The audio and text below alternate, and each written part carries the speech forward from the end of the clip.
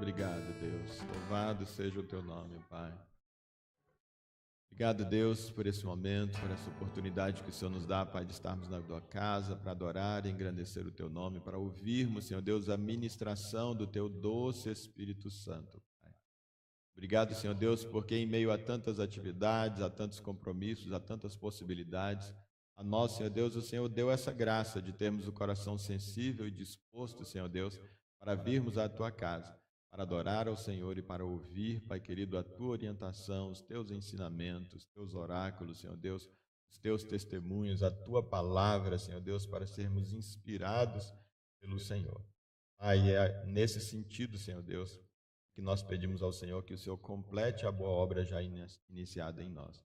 Pai, que assim como o Senhor nos trouxe, tem falado conosco através desse momento de louvor, que o Senhor continue falando conosco, continuando, Senhor Deus, falando com as crianças, Senhor Deus, nas atividades que elas forem ter. Pai querido, complete a boa obra que o Senhor tem para completar para conosco e em nós, Pai querido, nessa noite. Tudo que o Senhor planejou, Pai querido, para mim, para cada um dos meus irmãos e irmãs, adultos ou crianças, Senhor Deus, pais ou filhos, mães, para qualquer pessoa que aqui esteja, que o Senhor trouxe aqui, Pai querido, que o Senhor possa completar a obra, que possamos receber tudo que o Senhor tem para nós. E mais do que isso, que os nossos corações estejam próprios, propícios, Senhor Deus, num ambiente próprio, para que possa produzir os frutos que o Senhor espera, a semente que o Senhor tem plantado em nós e vai continuar plantando. No nome do Senhor Jesus, nós oramos, Senhor. Amém. Louvado seja o nome do Senhor. A tia Cida deu uma sugestão, Milena, aí sempre vocês me ajudarem, ela pediu que toda vez que as crianças fossem para lá, que a gente pedisse para vir para cá, a gente orar por elas. Então, vocês me ajudam a seguir, a tia Cida fez essa sugestão e pedido. Então, Benjamin, tem os dois de criança aqui, então, aqui já tem um adolescente ali já, né, com a gente. Benjamin, você vem aqui com a Cecília, aqui, papai, para a gente orar com vocês? Vem cá, Cecília. Nós vamos orar por eles aqui, para já. A gente vai orar por vocês e aí depois a tia Milena vai com vocês lá para outra salinha, tá bom? Papai, deixa o vovô Geraldo vai vir aqui orar para vocês. Papai, acho que é o pai mais velho, mais ancião, mais experiente aqui, então ninguém melhor para ministrar as bênçãos aqui para as nossas crianças do que o nosso papai mais ancião. Alguém trouxe lanche ali, o papai não, mas alguém trouxe ali. Estender as mãos para cá para nossas crianças, né? E a Milena que vai ministrar também, né? Então vamos orar assim como o Benjamin começou a orar. Pai do céu, nós estamos na tua casa. Senhor, nós queremos melhor conhecer o Senhor e a tua vontade. Pedimos que o Senhor nos abençoe e abençoe aqueles que vão ser usados pelo Senhor para nos abençoar. Em nome de Jesus. Amém. Assim Amém, seja. assim seja. Então, o papai já me incluiu na oração, então obrigado, papai. Amém, obrigado, papai. Louvado seja o nome do Senhor.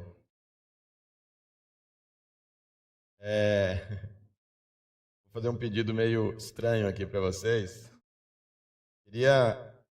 Sabe que a gente tem, todo mundo tem um pouco ou muito de humanidade dentro de si, né? A gente vem sempre lutando contra, às vezes, alguma parte nossa que não é o ideal, e parte do que a gente tem da gente, às vezes, aquela necessidade de ser aplaudido, de ser elogiado, de ser honrado, né?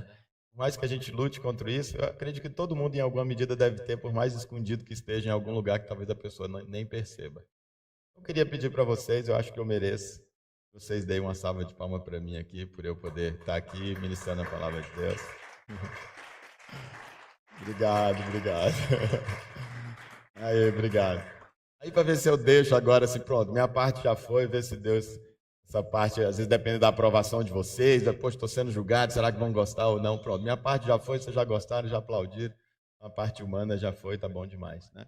E aí, claro, a gente não pode deixar em aplaudindo a mim, que quero ser instrumento de Deus, a gente não pode deixar de aplaudir a Deus. Aí eu convido vocês, claro, e aí com muito mais ênfase, porque Ele merece infinitamente muito mais do que eu possa merecer de aplausos, que nós possamos aplaudir a Deus de verdade, por favor, tá bom? Amém, Jesus. Louvado, engrandecido seja o teu nome, Senhor. Toda honra, glória, louvor ao Senhor, Jesus. Aleluia. Amém, amém. Obrigado. Meus irmãos, vamos abrir a Bíblia em Mateus, capítulo 1. Hoje é Dia dos Pais. Como eu fiz um convite aí na rede social, mandei também o WhatsApp para algumas pessoas e fico feliz que alguns atenderam aqui ao meu convite, alguns dos meus amigos e amigas estão aqui. Eu falei que a gente ia, se Deus nos desse graça, permitisse falar a partir dessa experiência desse pai aqui, Jesus, esse pai humano que foi, esse pai homem, esse pai adotivo, esse pai afetivo, né, já que não era um pai com vínculo sanguíneo, e que Deus possa trazer. Eu realmente acredito que Deus tem algo especial para todos nós aqui. Até as mesmas mulheres podem também, por tabela, porque se aplica também tudo que a gente vai meditar aqui para os pais, se aplica também para as mulheres aí.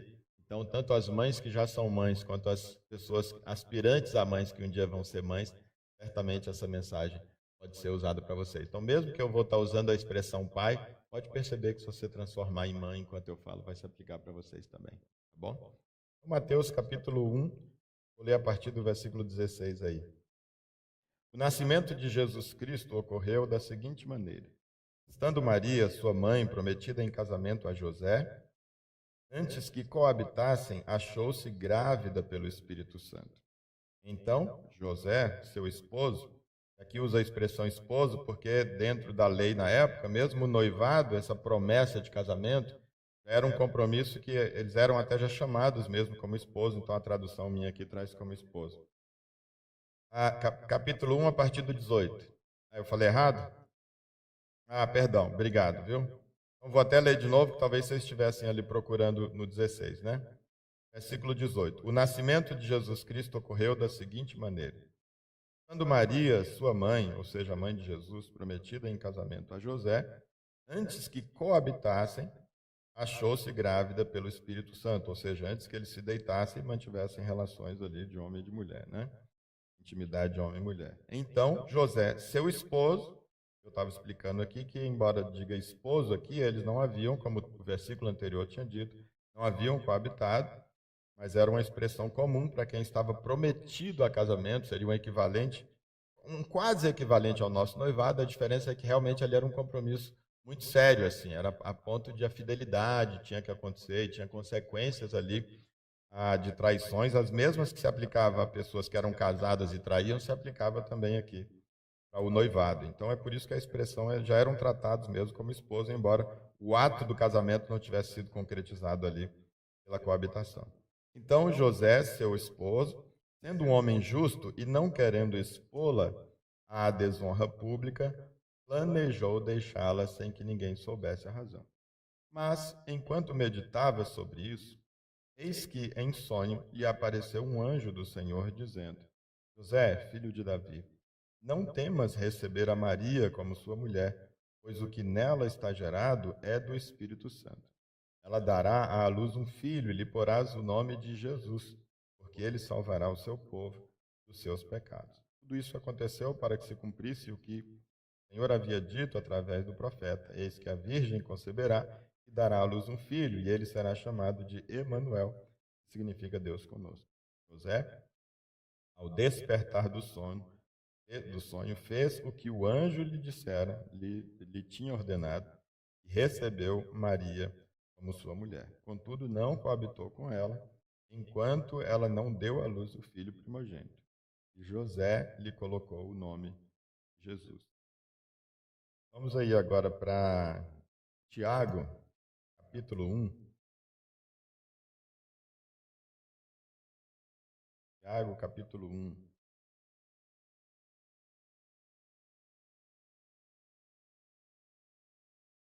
O versículo 27 aqui. A religião que Deus, o nosso Pai, aceita como sincera e imaculada é esta. Ou seja, é a seguinte, né? Cuidar dos órfãos e das viúvas em suas dificuldades e, especialmente, não se deixar corromper pelas filosofias mundanas. Cuidar dos órfãos e das viúvas em suas dificuldades e, especialmente, não se deixar corromper pelas filosofias mundanas. Agora, Mateus, capítulo 25. Mateus, capítulo 25, passagem também bastante conhecida, a partir do versículo 31 aí. Mencionou ela, acho que domingo passado, ou domingo atrasado.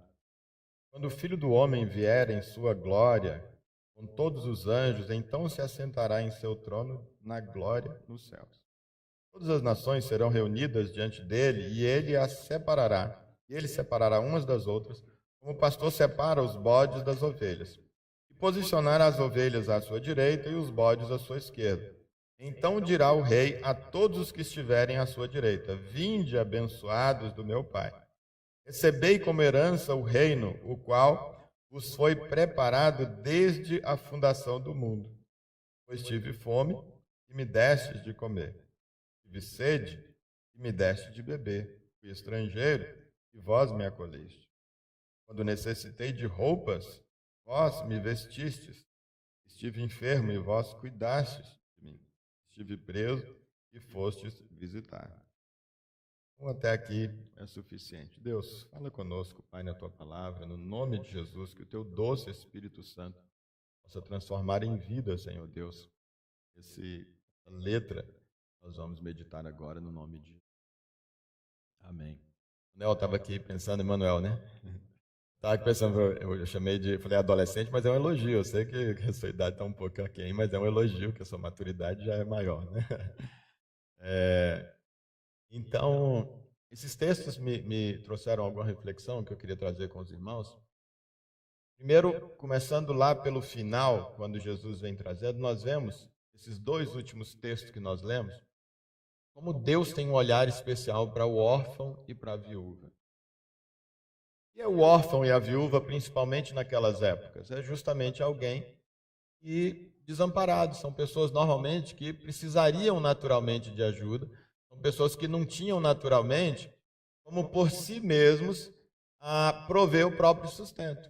Imagina numa época em que as mulheres não trabalhavam, elas não estudavam, elas não faziam concurso, elas não serviam o exército, elas não podiam trabalhar nas empresas, ela não podia ter, ou até trabalhar de repente na lavoura, trabalhar até podia, por exemplo, mas ela não podia ter a renda, ter o dinheiro, ela cuidar dela, não podia ter patrimônio, etc. Tudo os homens, sempre era o patrimônio era no nome dos homens, as rendas eram dos homens, as decisões apenas dele. Quando um homem, então, abandonava uma mulher, ou ele repudiava uma mulher, ou quando esse homem morria, essa mulher ficava desamparada, porque ela não tinha, normalmente, ali, bens para a sua própria subsistência, não tinha renda, e se a família dela não acolhesse, não a recebesse de volta para cuidar, ou se não aparecesse, então, um homem que se dispusesse ali, então, a se casar, a resgatar aquela mulher, a expressão que às vezes é usada, depende da situação, por exemplo, há umas situações que é chamada de resgate, e aí essa mulher, então, poder ter alguém para poder ela cuidar dela, essa mulher viúva, a mulher que era tinha sido, vou usar essa expressão, vítima de divórcio, né, porque realmente a situação ali era de fazer vítima mesmo, então ela ficava realmente desamparada. E a outra de órfã, imagina a pessoa, então, naquela época, sem o pai, sem a mãe, então é o que acontece também nos dias de hoje. A pessoa, de repente, então, ela fica sem a possibilidade aí de comer, a possibilidade de se vestir, de coisas básicas da vida da gente, e elas ficam, então, privadas. E desde o Velho Testamento nós vemos muito claro, então, os mandamentos do Senhor a respeito do órfão e da viúva. Nós vemos que os dízimos, eles eram ali usados justamente, a lei do dízimo, ela dizia que o dinheiro do dízimo ele devia ser usado para o sustento dos sacerdotes ali da tribo de Levi e também para sustento, para a ajuda das pessoas órfãs e das viúvas, dos órfãos e das viúvas, faziam parte ali então da comunidade. E aí então a gente vê agora então Tiago, quando ele vem dar essa definição, e a gente fica, qual que é a religião verdadeira? Será que é a católica? Será que é a evangélica? Será que é a espírita? Será que é a batista? Será que é a presbiteriana? Meu Deus, e se eu passar minha vida toda na minha igreja, chegar lá e descobrir que não era a minha igreja que era certa? E Tiago já cantou a pedra e diz, relaxa, eu vou dar para vocês aqui num versículo a religião verdadeira do nosso Senhor. Cuidar do órfão e da viúva e não contaminar com as impurezas dele. Olha que ele inclui nessa coisa da santidade, do pertence para realmente ser igreja de Jesus, a coisa da santidade, é o que ele quis dizer nesse final. Aí, santidade é alguém que é separado para Deus, é separado. Ninguém é capaz de se manter livre, não descontaminado das coisas desse mundo, se não tiver ligado ao corpo de Cristo e tendo Cristo como cabeça e recebendo dele a unção, tanto a inspiração quanto o poder para viver uma vida de santidade. Isso é impossível, é por isso que então ele coloca essa parte final ali. Mas ele atrela então a isso, ele diz, o cuidado no órfão e da viúva. Tanta coisa de caridade ou de boa que ele podia fazer, mas ele faz essa menção.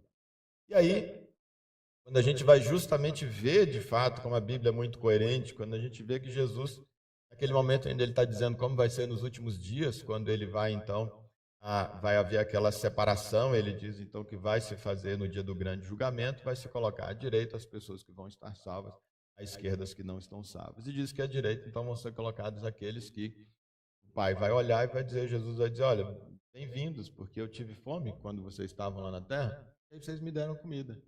Olha, eu estava com sede, você foi lá, se dirigiu até mim e você me deu bebida. Me deu água. Eu estava morrendo de frio, um período frio, o tempo tinha acabado de mudar, o nosso caso aqui, só deu uma esfriada, é bom que a galera dá para usar umas roupas mais bonitinhas, né? Tirar do armário e tal. Então eu estava com frio e vocês foram e me agasalharam, vocês cuidaram de mim, vocês me acolheram. Essa é a ideia, embora ele só use ali 4, 5 exemplos, mas é a ideia que Jesus está falando, que é de pessoas que acolheram pessoas. Pessoas que cuidaram de pessoas em situação de adversidade. Jesus vai chamar essas pessoas de quê? De pequeninos. Se a gente continuar essa leitura, o texto diria o quê? Que alguns vão dizer, mas Senhor, quando é que a gente fez isso? Não tenho lembrança de ter me encontrado com o Senhor na terra, ter convivido com o Senhor, ter dado comida com o Senhor, ter dado bebida para o Senhor, e ter te agasalhado, ter visitado o Senhor e cuidado quando o Senhor estava doente. Não tenho lembrança disso. Quando? Eles, olha, em verdade eu vos digo que toda vez que vocês fizeram para um dos meus pequeninos, a mim vocês fizeram. Então Jesus justamente olha as situações, Deus e Jesus olham para as pessoas que estão em situação de debilidade, em situação de fragilidade, como os pequeninos dele. E o que é muito condizente com essa ideia do órfão e da viúva porque não é pequeno no sentido de estatura, certamente vai ter gente ali cuidada que vai ser do tamanho de Margarida, do tamanho do meu pai, né? Pessoas altas aí do tamanho do Wilton, e pessoas altas, pessoas que vai ser aí do meu tamanho de Janjão, né? Mas que são igualmente pequeninos. Para Deus não é a estatura que ele olha, mas a fragilidade é o que ele está olhando ali quando ele chama de meus pequeninos. Então, toda vez que vocês cuidaram dos órfãos e das viúvas, por exemplo, vocês estavam cuidando também de mim. E essa é a verdadeira religião de Jesus, e por isso que vocês são convidados a passar a eternidade comigo. E aqueles que não o fizeram, independente do quão religiosos, do ponto de vista da prática, da ritualística e etc., eles não vão passar comigo a eternidade. Fizeram, independente do quão religiosos, do ponto de vista da prática, da ritualística e etc., eles não vão passar comigo a eternidade. É isso que a palavra de Deus está dizendo. O que isso tem a ver, então, que eu quero trazer aqui com essa passagem que a gente leu no início e fazer alguma aplicação para a gente? Esse texto justamente do nascimento de Jesus. Quando então Maria fica grávida, o anjo já tinha então dado ali para ela aquela revelação, né, de que ela se encontrava grávida e era do Espírito Santo, porque ela então diz, mas como assim? Quando o anjo disse para ela que ela ia dar à luz a um filho, que ela estava grávida, ia dar à luz a um filho, ela disse, mas como assim, anjo? Eu nunca tive relações sexuais, como é que você pode dizer que eu estou grávida? Ela diz, não, mas aqui não é humano que está entre você, é algo realmente do Espírito, você vai se achar, e aí o Espírito Santo vai te tomar e você então achará grávida. E aí então, eu acredito, como a Bíblia não diz isso, mas é muito natural a gente acreditar então que o noivo, que a noiva contasse que essa esposa, mas ainda sem coabitação, e portanto nesse sentido que eu uso a palavra noiva aqui, muito natural que ela tivesse contado, né? Porque assim, imagina, ela está lá, ela ainda não vai então coabitar, eles vão adiar esse momento de repente. E aí ela vai dizer assim, caramba, daqui a pouco a minha barriga começa a aparecer aqui e José vai ficar assim, caramba, mas que negócio é esse? A gente não deitou, por que sua barriga está crescendo? Ou então mesmo que de repente não fosse, ela sabe que não é dele, ela já estava grávida antes, e aí de repente eles vão e se coabitassem, mas ela diz assim, cara, eu sei que esse aqui não é filho do José, como é que eu vou falar isso para ele? Ele está aí jurando que é filho dele, mas não é e tal. É muito natural, acredito eu, que ele tivesse dito para ela. De fato, ele sabia que ela estava grávida, seja porque ela disse, seja porque a barriga começou a crescer. É muito mais provável que ela tenha dito. Né? A Bíblia não disse, ela disse, mas é muito natural que a gente imagine que ela então tenha dito e tenha contado para ele. Já fala de cara aqui isso, dizendo, olha, então José, diante da gravidez dela, e ele sabendo que ele não tinha tido relações com ela e, portanto, não era dele esse filho que Maria estava esperando, não era um filho biológico dele, ele, sendo então um homem, dá uma ideia de ser um homem bom, um homem justo, a expressão até que é utilizada, não querendo causar um prejuízo para ela, ele então decide o quê? Deixá-la ou de se divorciar dela secretamente. Havia duas maneiras pela lei, está em Deuteronômio, capítulo 22 e 24. No 22 vai dizer sobre a maneira pública de se fazer isso. De repente era de ele, então, ao se deitar com ela, ele descobria, ou mesmo estando prometido também, como era o caso, já era suficiente, ele encontrar alguma desonra nela, um motivo ali realmente para ele, então, repudiá-la. E o fato de ter se deitado com alguém era um desses motivos, e óbvio, o fato de ela estar grávida era mais do que um indício, a gente, do ponto de vista da ciência, você não vai nem dizer que é um indício, não, é a prova de que a pessoa teve relação sexual com alguém. Porque se ele não for partir para um motivo espiritual, necessariamente não tem como ver, se a pessoa está grávida, tudo bem, hoje tem inseminação artificial, na época não tinha, né? Então vamos pegar para a época, então assim, não, necessariamente se você está grávida, você tem que ter tido relação sexual com um homem. Então, José, então, nossa, eu perdi onde eu estava aqui, mas eu vou me achar. Isso, então ele sendo justo, ele tinha duas maneiras, né? Obrigado, Wilton. E ele podia então fazê-lo de maneira pública. E aí, então, se ele faz de maneira pública, a lei trazia o seguinte: diz, olha, tudo bem, você está acusando a minha filha, os pais podiam dizer, olha, você está dizendo que a minha filha não era virgem, e que, na verdade, então, você está aí desonrando a minha filha, então a lei me dá o direito de defesa, está lá no capítulo 22 de Deuteronômio, então eu vou provar que você está mentindo, e você é quem vai ter que ser punido por causa disso, e não a minha filha. Então, fazia parte do ritual da primeira noite, justamente que a mulher, então, guardasse, então, o material da cama ali usado, os lençóis ali, porque justamente era ali ia acontecer a prova de que naquela noite aquela pessoa, então, era virgem, e ficava, então, a prova material naqueles lençóis ali. Então, os pais, normalmente, aquilo era entregue para os pais para poder eles manterem, porque se a filha fosse acusada de alguma coisa, eles iam usar aquilo para fazer a defesa da filha. Então, ele tinha essa maneira pública de fazer isso, e se não tivesse uma contraprova, é como a exceção da verdade, né? Tem dois colegas do direito aqui, amigos meus. A exceção da verdade que tem se você calunia alguém, você diz que a pessoa cometeu um crime, a pessoa que está sendo acusada, ela vai entrar com processo com os vezes, olha, se você imputa um crime a alguém, diz, olha, opa, está me acusando de um crime aqui, eu vou te processar por calúnia.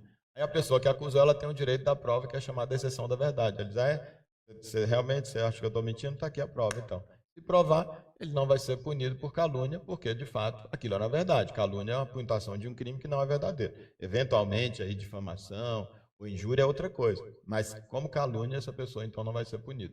A mesma ideia ali, então, a família podia dizer assim, olha, aqui eu tenho o direito de provar, ele me dá o direito de provar, você está mentindo, e a minha filha era virgem, sim, quando vocês se deitaram pela primeira vez. Está aqui a prova.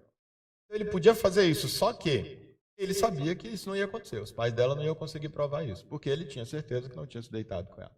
Então, se ele faz isso de maneira pública, fazendo essa exposição, o que ia acontecer com Maria? Possivelmente, ela ia, então, sofrer as consequências do que a lei previa. Essa pessoa, Maria, então, seria levada à praça pública e ela seria ali apedrejada por conta daquele ato, então, de adultério, que é o que seria, então, interpretado. Ninguém ia cair na história da Maria de que um anjo apareceu e ela estava grávida de Jesus. Não tinha a menor chance do pessoal, estava no afã de apedrejá-la, de acreditar realmente nisso. E aí, então, ele, sendo justo, sendo bom, e ele disse assim, puxa vida, eu não quero fazer isso de maneira pública, eu não quero gerar problema para ela, eu não vou assumir essa bucha. Então, eu vou, aí tem a possibilidade, então, lá de Deuteronômio capítulo 24, que é de ela, então, deixá-la de maneira secreta. Ele simplesmente não cumpria aquilo lá, aquela promessa de casamento, ele então vou deixando ela aqui aos pouquinhos, então vinha possivelmente alguns dias já pensando nisso, não querendo prejudicá-la e tal. De repente o anjo, então, Deus conhecendo o coração dele, vem para ele e diz, José, deixa eu te falar, possivelmente essa seria a ideia, eu realmente acredito que Maria tenha dito, né? E diz, olha, pode acreditar em Maria, o que ela falou é verdade, eu sei que a história é estranha, do mesmo jeito que é estranho um anjo aparecer para você, estranho por estranho, então agora você está tendo pelo menos uma confirmação sobrenatural, né? E realmente Israel era acostumado com essas situações, né? Com histórias sobre isso, de anjo aparecendo e tudo, aparece no sonho para ele, ele tinha a convicção de que era mesmo, ele disse, opa, então, beleza. E aí ele aceita aquilo, então, ou seja, ele sabe agora o quê? Maria de fato está grávida.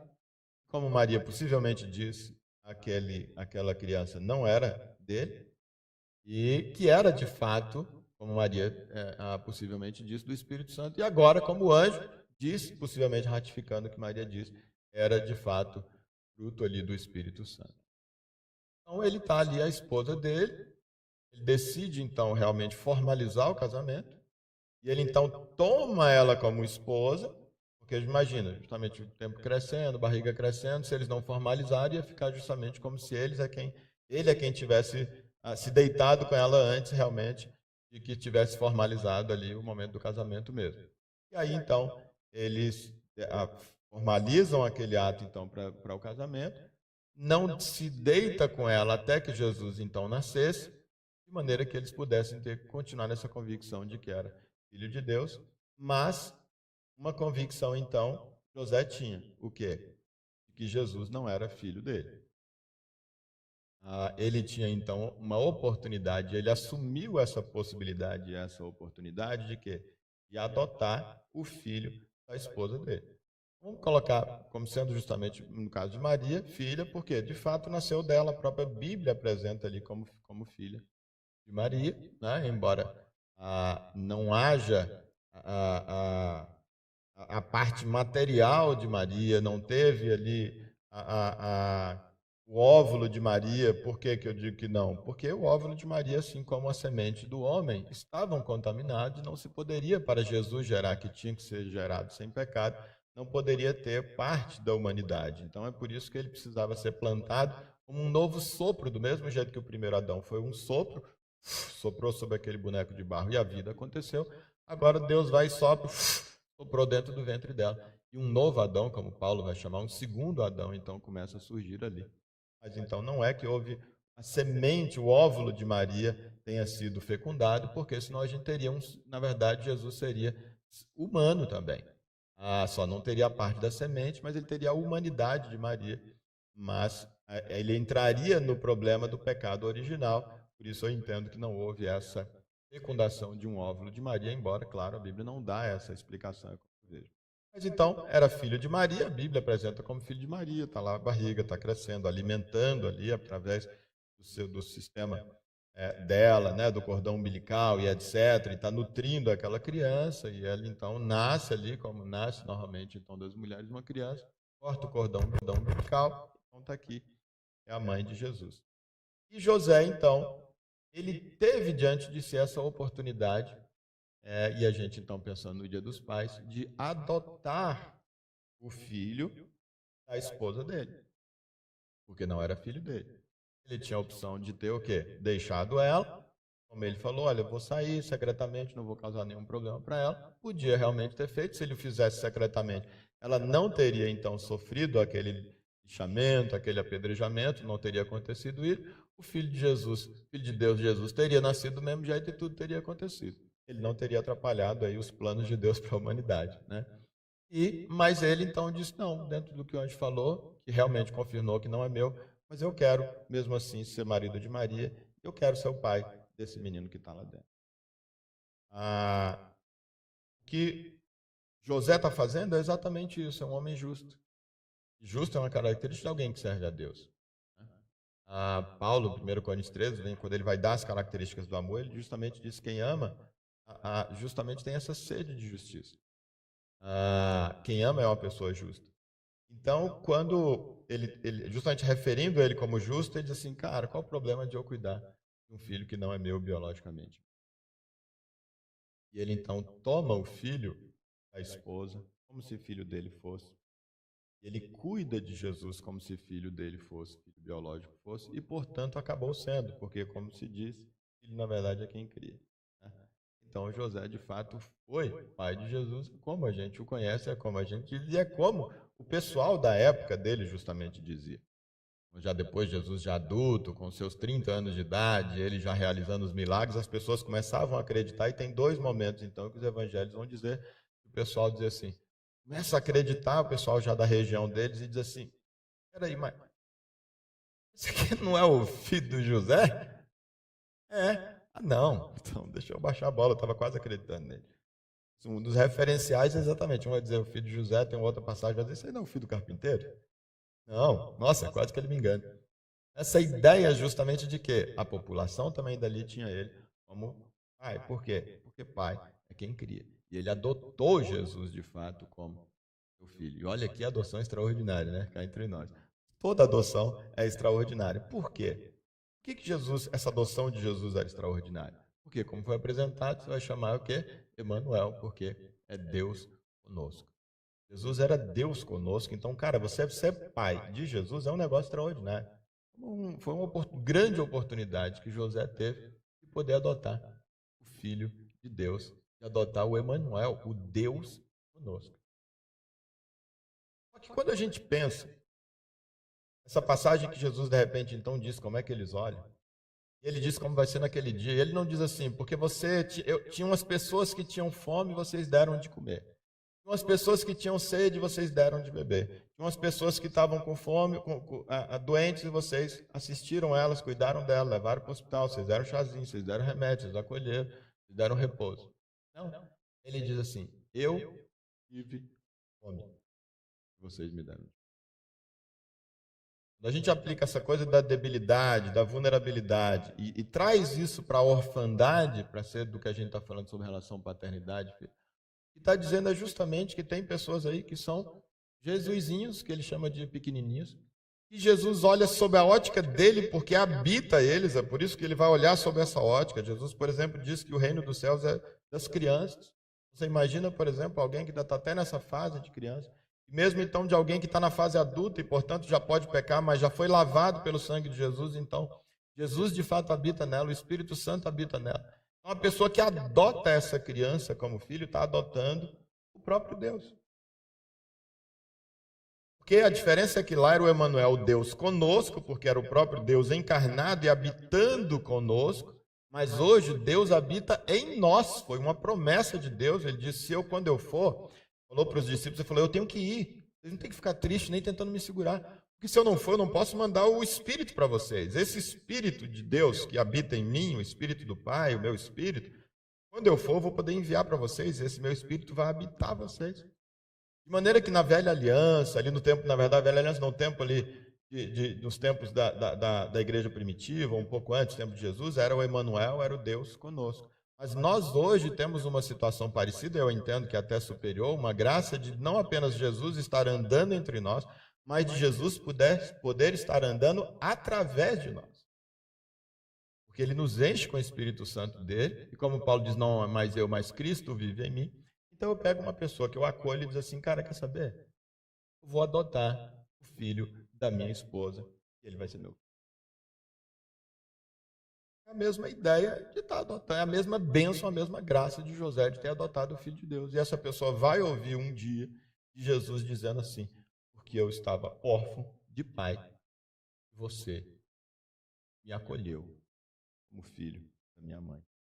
A pessoa vai ouvir isso. Como eu falei naquele dia, o exemplo, Jesus não deu esse exemplo, ele deu o exemplo foi de comida, de bebida, de vestimento. Imagina se ele fosse falar tudo. Mas isso se aplica em todas as áreas da vida. E isso, na verdade, a questão aí da orfandade vai se aplicar em tudo. Espero que não na questão da prisão só, né? Mas até se necessário isso. Já que é pai.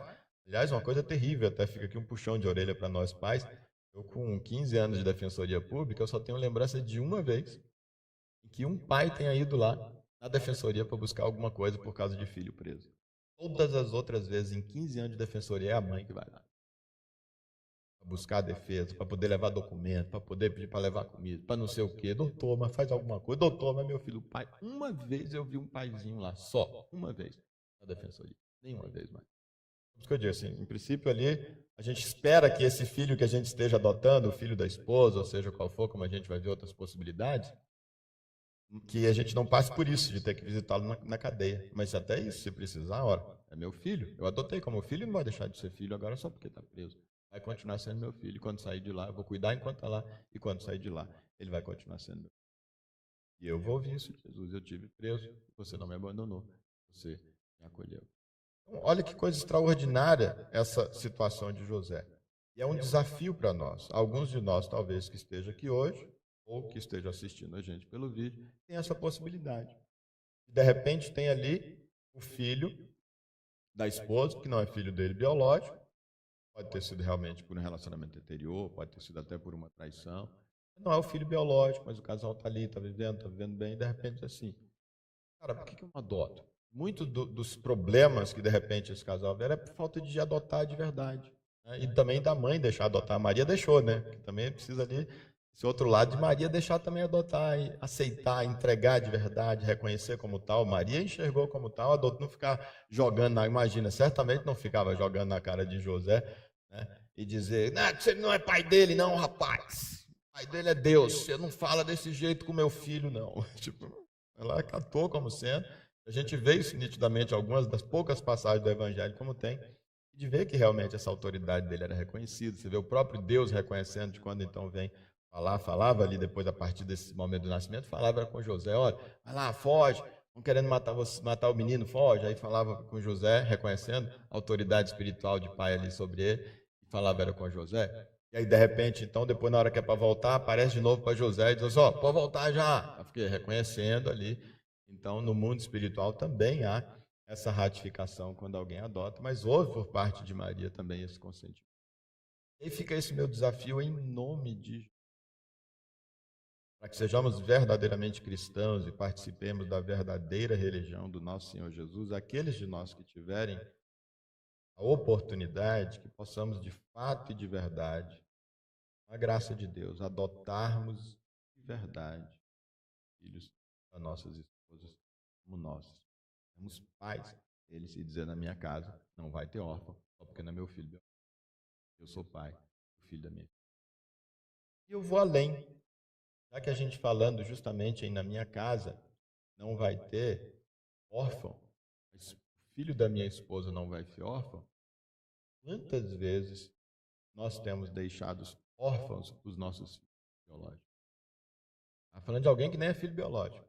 Mas quantas vezes, e em que medidas, em algumas medidas, nós temos deixado de adotar os nossos próprios filhos biológicos como filhos de fato, filhos afetivos, assumido a responsabilidade afetiva, espiritual, material em relação aos nossos filhos, que nós inclusive geramos. Morem eles na nossa casa, no nosso lar, debaixo do nosso teto, ou não.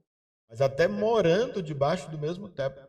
Como nós vemos nos dias de hoje, não sei como era nos dias de ontem, porque eu não vivi aqui, sei que nos dias de hoje, em que eu vivo, como nós vemos isso, e como é natural, e eu falo como pai, como é natural, e nós somos tendentes e tentados realmente todo o tempo a abandonarmos os filhos que nós geramos, e apesar de vivos sermos, nós temos filhos que vivem como se órfãos fossem, pelo menos em alguma medida significativa. Por quê? Muitas vezes, sob o pretexto de estarmos lutando e batalhando pelos nossos filhos. Não, eu estou ausente, mas é porque eu quero dar o melhor para o meu filho. Não, eu não tenho tempo, eu não posso estar com o meu filho, eu não posso eu mesmo cuidar dele, eu tenho que transferir para a escola, eu tenho que transferir para a igreja, eu tenho que transferir para não sei quem, para a televisão, para as telinhas, porque eu não tenho tempo. Puxa, eu tenho que trabalhar, essa escola é cara, esse celular que eu tenho que dar para o meu filho é caro, essa televisão que eu tenho que dar para o meu filho é cara, os cursinhos que eu pago para ele são caros. Eu sou um pai presente, eu sou um pai responsável, adotei o meu filho e assumi o meu filho. É por isso que eu tenho que me matar de trabalhar. Comida hoje em dia é cara para caramba. Esse aluguel aqui, vocês não fazem ideia do tanto que eu pago. O melhor dos motivos, a gente está deixando os nossos filhos órfãos, sim. Porque a questão é de presença. Veja que o texto, mesmo falando de alguém que não é filho biológico, lá em Tiago, vai dizer o quê? É aquele que assiste o órfão e a viúva. O verbo ali dá essa ideia de uma assistência pessoal e não apenas de mandar dinheiro. Mesmo alguém que nem é parente. É a ideia de eu compartilhar o pão com alguém que está. Porque o órfão precisa de muito mais do que comida, ele precisa de afeto, ele precisa de cuidado, ele perdeu o pai, ele perdeu a mãe. Não adianta mandar só comida para ele. É bênção, sem dúvida nenhuma, pelo menos até esticar o prazo de vida dele até que alguém possa acolhê-lo, mas ele precisa de acolhimento. A viúva da mesma forma. E às vezes a gente faz a vida da gente pressionado pela sociedade, que nos impõe um padrão de vida, né? Eu tenho que melhorar meu carro, eu tenho que melhorar essa casa, eu tenho que trocar esse fogão, eu preciso de um sofá mais decente, eu tenho que pôr meu filho numa escola melhor para ele poder ser alguém na vida. Um monte de demandas da sociedade, eu tenho o melhor dos argumentos para abandonar o meu filho. E eu não tenho tempo para ele, não sento para tomar o café da manhã com ele, eu tenho que trabalhar demais, eu não posso almoçar com meu filho, eu não posso jogar bola com meu filho, eu não posso levá-lo pessoalmente na escola, eu não posso trazer, eu não posso acompanhá-lo na igreja, eu não posso estar com ele, eu não posso brincar com meu filho, olhar no olho dele, eu estou transferindo. Isso é a gente renegar os nossos filhos à orfandade. Com prejuízos incalculáveis. A gente não tem ideia do quanto a nossa ausência vai fazer falta para os nossos filhos.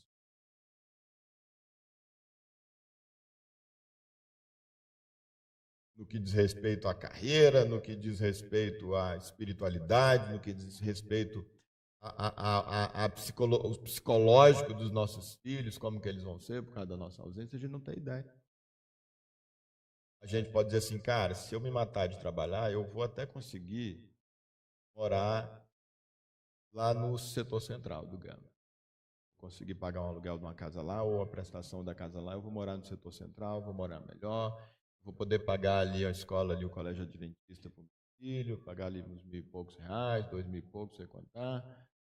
Vou poder pagar um bom colégio para o meu filho.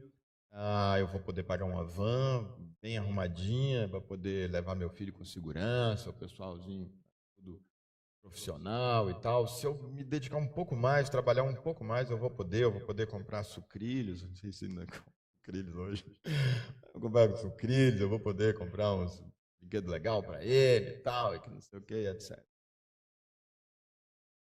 Não adianta se eu fizer isso, se eu não estiver, e nós muitas vezes não estamos estando. Será que não é melhor dizer assim, cara, quer saber? Até dava. Mas eu vou, e aí não é nenhuma coisa de discriminação de nada, não. De fato, aqui, esse finalzinho, pelo menos do setor sul, aqui, eu acredito que seja mais barato. Eu estava descendo, vi um lote ali, numa casa, vi a placa, quarta-feira vinha a operação, vende-se casa aqui no setor sul, R$280 mil. Falei, caraca, 280 mil a casa? Não vai pagar nem o lote aqui no Gama? Então, assim, aqui chegando no setor sul. Eu falei, de repente, assim, cara, estamos lá no centro não, mas se eu afastar um pouquinho, eu for pagar um aluguel um pouco mais afastado, se não for pagar a escola particular, cara, eu vou colocar na escola pública, eu vou já economizar também um bom dinheiro. E aí, como eu vou trabalhar menos, eu já não vou precisar pagar a van, de repente eu vou poder eu mesmo levar o meu filho. Cara, eu vou viver uma vida certamente mais humilde, mas eu tenho condições de dar uma vida completamente diferente. Com minhas compras que ia para R$1.500, eu disse assim, cara, quer saber? Está muito caro ficar fazendo comida em casa, a gente vai a família toda por Roriz, a gente vai almoçar lá e a gente já vai levar marmitinha para a gente poder jantar. Aí a comida para a família toda é R$1 para cada um, com almoço e janta é R$2, já dá para economia boa, e é boa a comida lá, é balanceada e tal. Eu comi lá muitas vezes. E assim, porque isso é prioridade. Não, mas eu quero, sim, tudo bem. Mas assim, dá para eu comer a picanha e assim ainda estar presente na vida do meu filho? Se não der, cara, qual o problema de comer no Roriz, mas eu estar presente na vida do meu filho? Eu ministrando ali na vida. Ele vai começar, meu filho e minha filha vão começar a tomar gosto por coisas na minha ausência. Depois, o coração dele foi embora, eu nunca mais vou ter acesso a isso. Aí é só chorar. Pela graça e misericórdia de Deus. Milagre, graça e misericórdia nesse sentido de milagre. Mas depois que ele começar a gostar coisas para lá, dele ter outros referenciais que não seja eu, nossa, é impossível, só milagre de Deus poder ter acesso ao coração do filho, eu ministrar, eu ser referencial para ele, eu poder ser instrumento para a salvação dele. E aí a gente pode pensar também não só no filho que eu tenho de fato, filho que é da minha esposa que eu posso adotar, no filho que eu tenho e que eu tenho, portanto, a obrigação, Paulo diz, aquele que tem nega cuidado aos da própria casa, negou a fé e é pior do que o não crente. Quando eles estavam levantando donativos para as pessoas que tinham situação de necessidade na igreja, de repente, então, eles disseram, puxa, mas tem uns espertinhos aí que estão recebendo donativo, mas eles têm os parentes para cuidar. Aí eles vão escrevem que lá no livro de Atos, eles vão dizer a regra, eles dizem, gente, os donativos da igreja é para o órfão, verdadeiramente órfão. Tiveram que colocar isso, tipo assim, vou ter que desenhar o que é órfão para vocês, aqui não tem pai e mãe. Porque aquele que tem o pai e a mãe, ou a mãe. Que se diz cristão e está negando cuidado, empurrando para a igreja até o cuidando material, negou a fé e é pior do que o não crente. Então, não sei onde eu estava.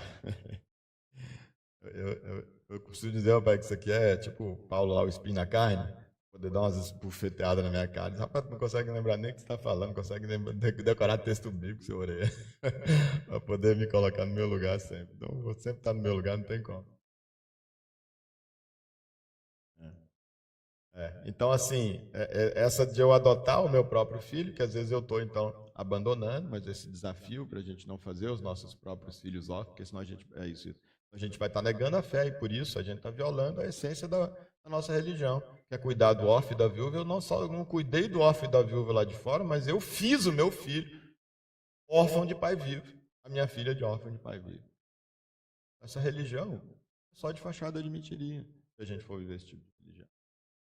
E aí, mas a gente tem também a possibilidade, e a gente também, alguns de nós vão ter, em alguma medida, a possibilidade de adotarmos, de fato, pessoas que nem são filhos biológicos, nem minha, nem da minha esposa, nem sua, nem da sua esposa. Nós pais. Diz que onde come um, come dois. Essa é a maior verdade do mundo. Então, não é verdade porque a gente vai, que é questão de padrão nosso, assim, que a gente, aí realmente não. Onde estuda um, não estuda dois. Se for na escola pública, assim, na particular, não, que aí é o dobro, realmente é. A comida, realmente, depende da comida que é. Cara, aquela comida básica ali, certeza, papai não fazia diferença se estava comendo 4, papai falava, tá bom aqui não. Baixava a qualidade, mas dava os 4 e comia tudo junto lá. Não só 4, que ele adotou um monte de filho também, e gente que não era filho, quantas vezes o papai estava lá e dava comida para todo mundo. Aí baixa um pouco o padrão e aí pode acolher mais gente.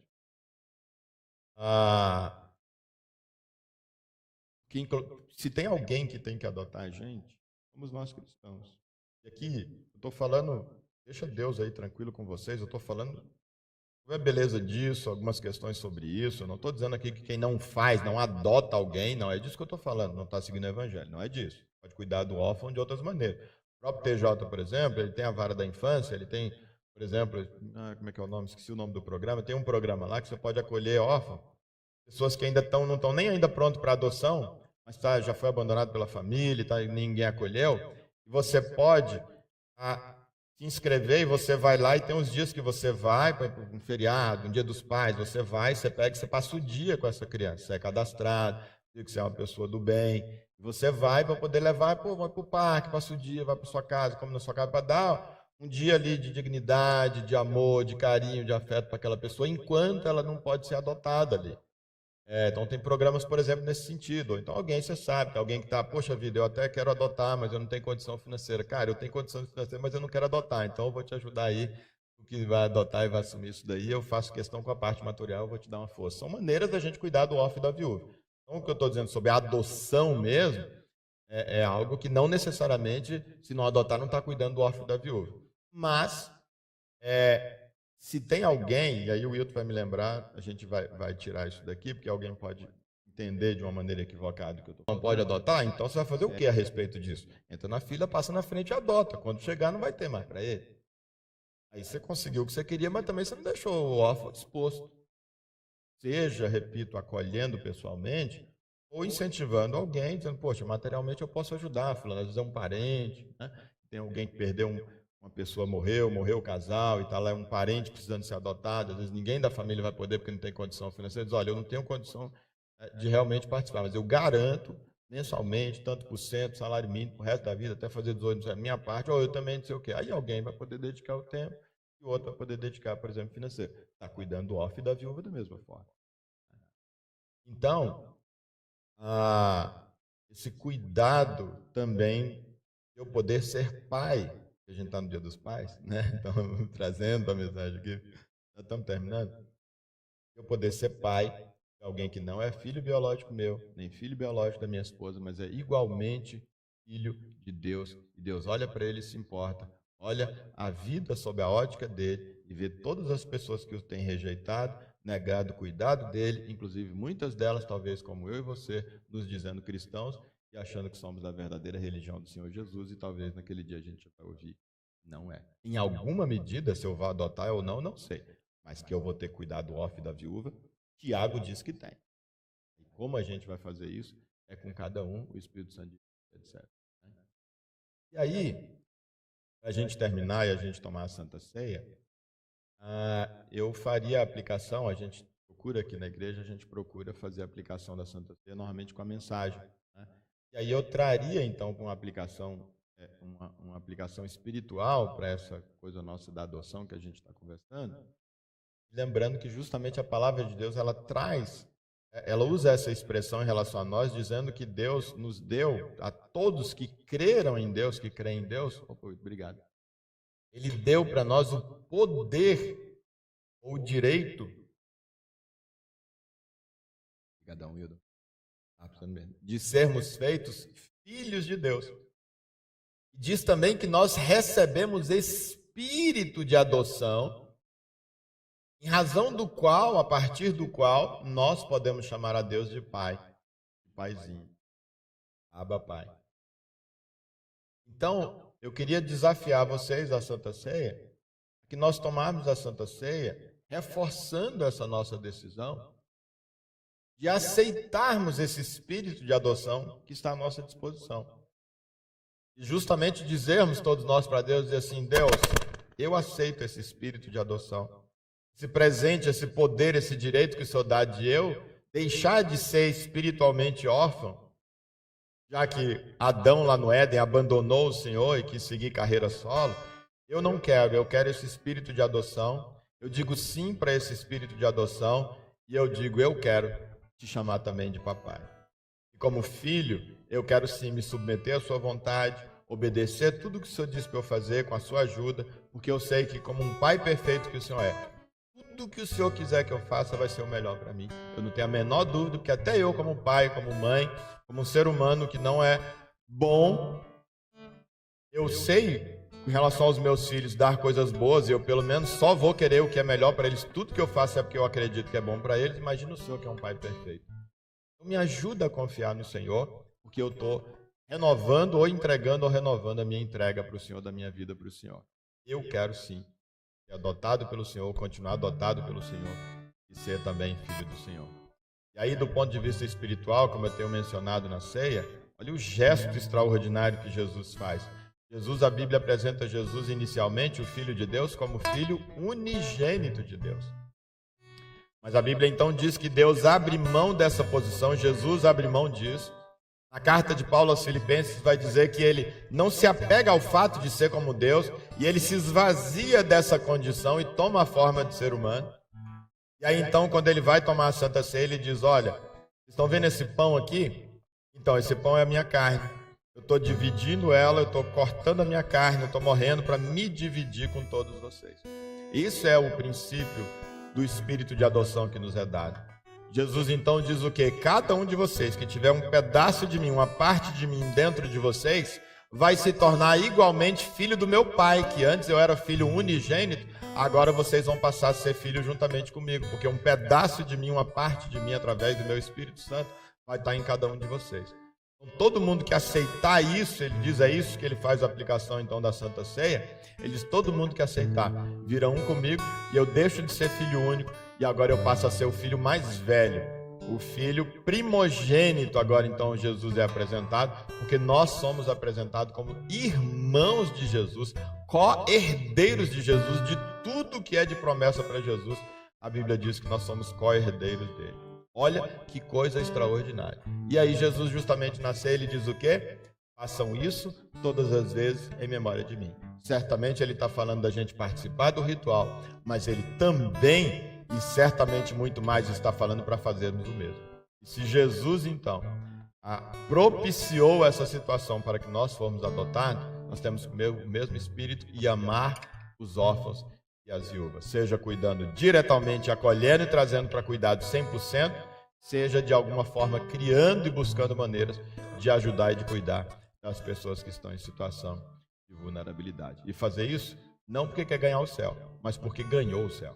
Não porque quer comprar o céu, mas porque o céu habita em si, habita em nós, os nossos parâmetros e prioridades mudaram, nosso olhar para as pessoas em situação de necessidade mudaram, e nós somos incapazes de não fazermos nada com relação às pessoas que estão passando necessidade. Aí essa pessoa faz parte da verdadeira religião do nosso Senhor Jesus Cristo. É o que Tiago nos ensina. Então, se alguém puder, Timargar, pode para a gente? Timargar vai então distribuir a ceia, a gente vai orando enquanto o Wilton está ministrando que a música ele tiver selecionado para a gente. E eu queria pedir a Tijanjão, você pode orar para a gente, Tijanjão da Santa Ceia, orar para a gente, pode ser? Por favor, enquanto a gente... Deus colocar no seu coração, para o senhor estar orando para a gente. Vem aqui pegar o microfone aqui, Tio, por favor. Deus ir colocando no seu coração para ir orando, Tio, enquanto a gente está louvando, enquanto a gente está comendo, deixa Deus falar através do Senhor na oração, ou se quiser falar alguma coisa também, fica à vontade. Glória a Deus, aleluia, abençoa-nos, Senhor. Ó Pai amado, muito obrigado, Senhor, pelo espírito de adoção, ó Pai, que o Senhor nos deu, ó Pai, por termos sido adotados pelo Senhor, ó Pai. Muito obrigado, ó Pai, porque agora nós somos filhos, nós não somos, ó Pai amado, mais uma pessoa abandonada, uma pessoa órfã, mas agora nós temos um Pai, nós temos alguém que cuida de nós, alguém, ó Pai amado, que está ao nosso lado, em todos os instantes, 24 horas por dia, o Senhor está conosco. Muito obrigado porque o Teu Filho falou que não nos deixaria órfãos, e nós agradecemos ao Senhor, ó Pai amado, por essa dádiva, ó Pai, porque o Senhor nos acolheu, ó Pai amado, pelo amor do Senhor que foi tão grande, ó Pai amado, o Senhor acolheu cada um de nós, para nós andarmos em novidade de vida, ó Pai, que nós possamos agora vivermos como filhos do Senhor, ó Pai amado, porque na oração que o Teu Filho nos ensinou, o Senhor é o nosso Pai e nós somos filhos do Senhor e nós somos irmãos um dos outros, ó Pai, nos ajuda também a convivermos uns com os outros como irmãos, ó Pai, amando, estando junto, ser companheiro um do outro, ó Pai, nos ajuda, Senhor, a vivermos como irmãos, ó Pai amado, ó meu Deus, nesse momento de Santa Ceia, que nós sejamos renovados, ó Pai, pelo Espírito Santo do Senhor. Nós sejamos santificados nessa memória santa do sacrifício do Teu Filho na cruz do Calvário. Senhor, muito obrigado, ó Pai, pelo sacrifício do Teu Filho na cruz do Calvário, o sangue do Teu Filho que foi derramado na cruz do Calvário para nos redimir de todo o pecado, Senhor. Muito obrigado, em nome de Jesus. Aleluias. Glória a Deus.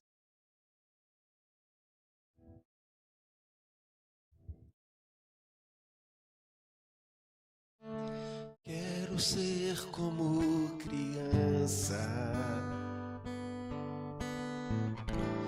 te amar pelo que és, voltar à inocência, acreditar em ti, mas às vezes sou levado pela vontade de crescer, torno-me independente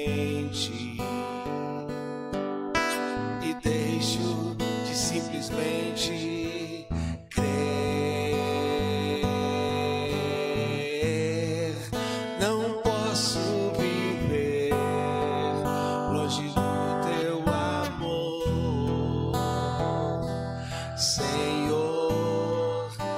não posso viver longe do teu afago,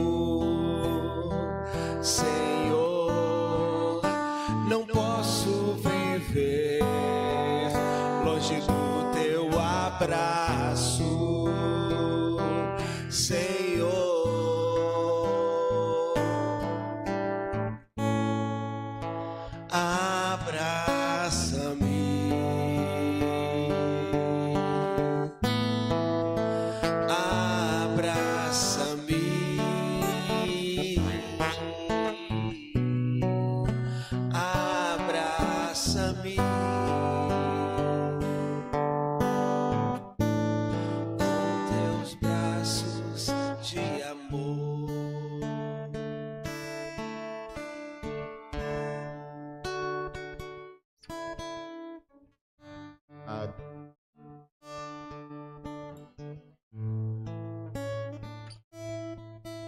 Ajustar o microfone, Deus.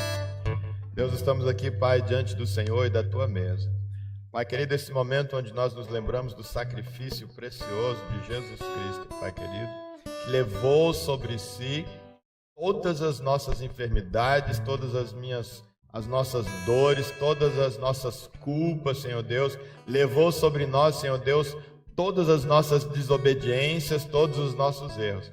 Pai, estamos aqui agora, nós que vamos participar agora nesse momento, que somos pais, Pai querido, e que à luz da palavra de Deus nós nos sensibilizamos que erramos sim, Senhor Deus, em alguma medida, com relação aos nossos filhos, ao nosso papel em relação aos nossos filhos, ou aqueles que deveríamos ter adotado mais como filhos. Senhor Deus, nós pedimos ao Senhor, lava-nos, Senhor Deus, com o sangue precioso de Jesus.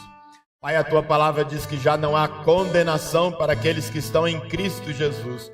Pai, então, Senhor Deus, lava-nos, Senhor Deus, estando em Cristo Jesus, estando, Pai querido, como parte do Teu corpo, que Satanás não tenha poder nas mentiras dele, Senhor Deus, de querer colocar a gente para baixo, fazer a gente viver do passado, Senhor Deus, e começar, Senhor Deus, a trazer um monte de problema para nós.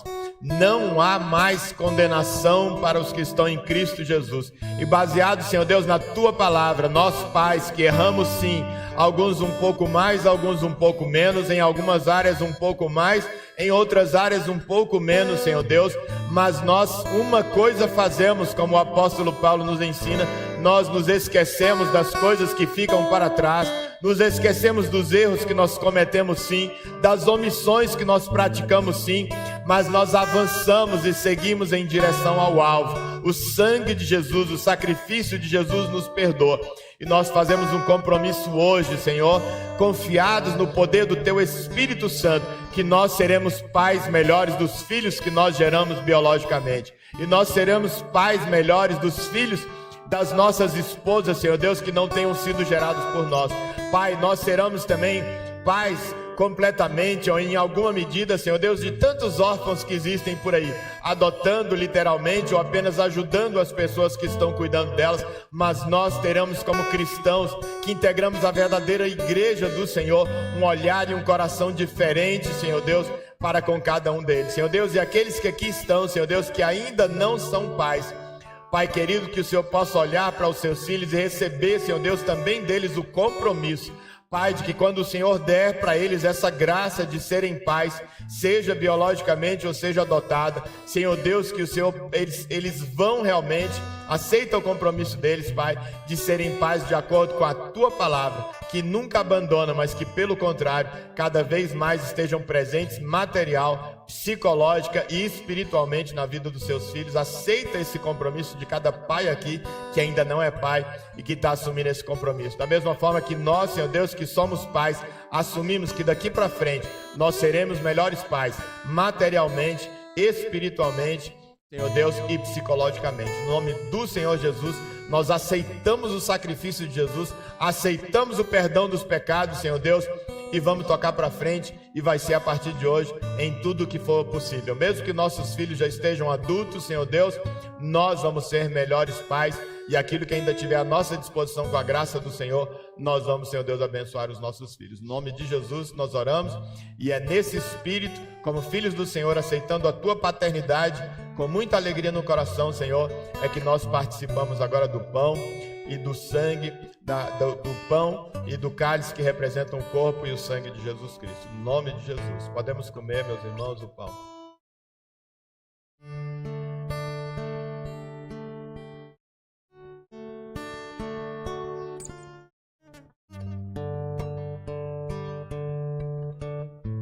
Podem tomar o cálice também.